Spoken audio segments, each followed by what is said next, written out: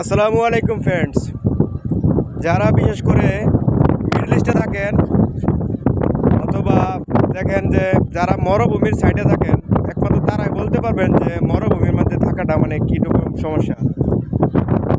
আজকে সকাল থেকে এত পরিমাণ বাতাসের সাথে দুলো উঠতেছে, মানে কি বলবো, কিছুই দেখালাম না, শুধু সব সাদা সাদা।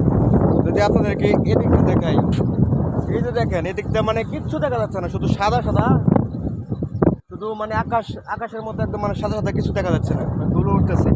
এই সাইডটাও যদি দেখাই কিছু নেই, এই সাইডটাও কিছু নেই, মানে এত পরিমাণ ধুলো উঠতেছে মানে যেটা আর কি বলা বাহুল্য। মানে আসলে এটা দেখানোর উদ্দেশ্য কি, যারা বিশেষ করে মিডল ইস্টে থাকে আর যাদের ক্যাম্প আর কি থাকার জায়গাটা মরুভূমির আশপাশে, একমাত্র তারাই বলতে পারবো যে মানে মরুভূমির মানে কীরকম সমস্যা। ওই জায়গার মাঝে আপনার যেরকম গরমটা বেশি, যেরকম পাশাপাশি শীতটাও বেশি, মানে সর্বোপরি মানে মরুভূমির সাইড সর্বোপরি সমস্যা।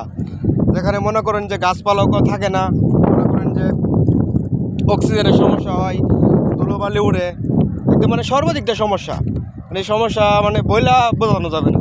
শুধু দেখেন যে বাতাসের শব্দ খালি শস্য করতেছে, বাতাসের শব্দ, কিছু দেখা যাচ্ছে না। একদম মনে করেন যে এই যে দেখেন, যদি দেখান যে এই জায়গার মধ্যে একটা গাড়ি ছাড়া মনে করেন কিছু দেখা যাচ্ছে না, বাস ছাড়া কিছু দেখা যাচ্ছে না, একদম সব সাদা সাদা। এদিকটা দেখেন একদম সাদা সাদা। মানে আজকে এত পরিমাণ, মানে এটা সবসময় না, সবসময় এরকম মানে বাতাস থাকে না বা ধুলো উড়ে না। মানে আজকে হঠাৎ করে জানি বাংলাদেশে যেরকম মানে সত্যপ্রবাহ চললে যেরকম বাতাস থাকে না, এরকম আজকে ঠিক এরকম এই বাতাস চলতেছে, বাতাসের সাথে ধুলো উঠতেছে, মানে অমায়িক কাণ্ড। মানে মানে এই এত পরিমাণ মনে করেন যে উঠতেছে, মানে নাকে মুখে মনে করেন চলে যাইতেছে, বাইরে মনে করেন যা সেটা মানে খুব সমস্যা।